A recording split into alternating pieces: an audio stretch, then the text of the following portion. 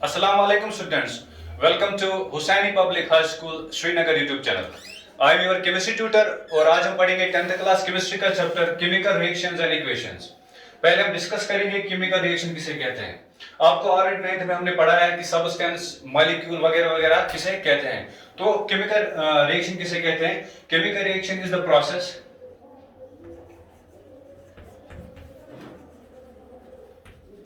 in which a substance या substances या एक से ज्यादा substance, आपको पता ही होगा मैटर को हमने दो हिस्से किए थे, मिक्सचर और substance, इसीलिए बोल रहा हूं the process in which a substance या substances breaks और combines, या break होता है या combine होता है to form new substance और substances, या उसमें न्यू सब्सटेंस बनेगा या एक से ज्यादा सब्सटेंस बनेगा। तो कहने का मतलब यह है, मान लो अगर ये कोई सब्सटेंस है तो अब इसकी केमिकल रिएक्शन हुई। केमिकल रिएक्शन का मतलब ये ब्रेक हो गया दो में और इन दोनों की अलग अलग प्रॉपर्टीज होगी, पहचान होगी, तो उसी प्रोसेस को हम बोलते हैं chemical reaction. Chemical reaction for example यहां पर अगर हम लिखेंगे, अगर हम वुड को जलाएंगे, वुड जो है उसमें कार्बन होता है, तो नीचे लिखूंगा मैं वुड। कार्बन जब जलता है जलेगा इन प्रेजेंस ऑफ ऑक्सीजन और बनाएगा कार्बन डाइऑक्साइड और साथ साथ ही देगा एनर्जी वगैरह, हमें उसके साथ अभी कुछ मतलब नहीं है, ठीक। तो आपने यहां पर देखा, यहां पर दो सब्सटेंस आपस में मिले और इन्होंने एक नया सब्सटेंस बनाया। आप प्रीवियसली देखो यहां पर कार्बन है और यहां पर ऑक्सीजन है, लेकिन बना के यहां पर कार्बन डाइऑक्साइड, जिसकी केमिकल फार्मूला है CO2। इसका मतलब है कि इनकी पहले अलग अलग पहचान थी, अब एक नई पहचान बन गई, न्यू सब्सटेंस बन गया, तो इसी को कहेंगे केमिकल रिएक्शन। एक केमिकल रिएक्शन में तीन इंपॉर्टेंट चीजें होती है। पहले होते हैं reactant,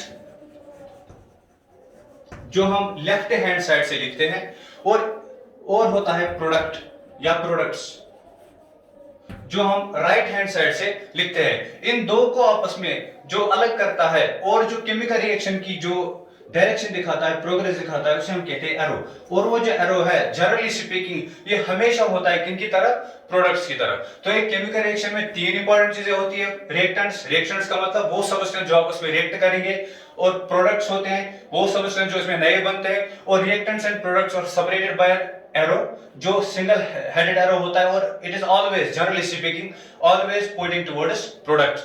this is about the chemical reaction. अब देखो, केमिकल रिएक्शन जो है इसको हम तीन तरीके से लिख सकते हैं।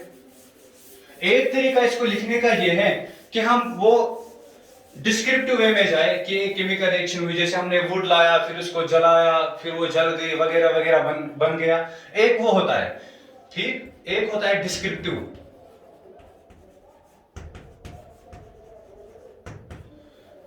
दूसरा हम लिखेंगे ऐसे वर्ड्स में, जैसे हमने वुड को लाया, वुड हो गया कंबाइन ऑक्सीजन के साथ और इसने बनाया कार्बन डाइऑक्साइड और दी energy, carbon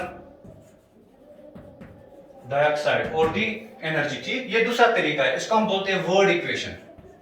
word equation, chemical reaction को वर्ड्स में लिखना। पहले था डिस्क्रिप्टिव, डिस्क्रिप्टिव है वो डिस्क्रिप्शन लिखते हैं, ठीक, नरेट करते हैं, लेकिन वर्ड इक्वेशन में क्या करते हैं, वर्ड्स का सहारा लेते हैं। उसके बाद तीसरा जो है वो है सिंबल इक्वेशन।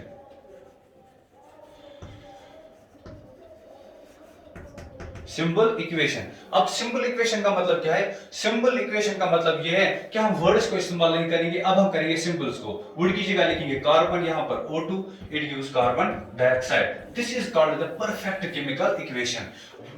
हम कह सकते हैं कि chemical equation is the symbolic representation of a chemical reaction। Chemical reaction को सिंबल्स में रिप्रेजेंट करना, उसी को बोलते हैं हम केमिकल इक्वेशन, ठीक। और ऑब्वियसली केमिकल इक्वेशन में होती है रिएक्टेंट्स, प्रोडक्ट्स, और होता है arrow and so on. Thank you students.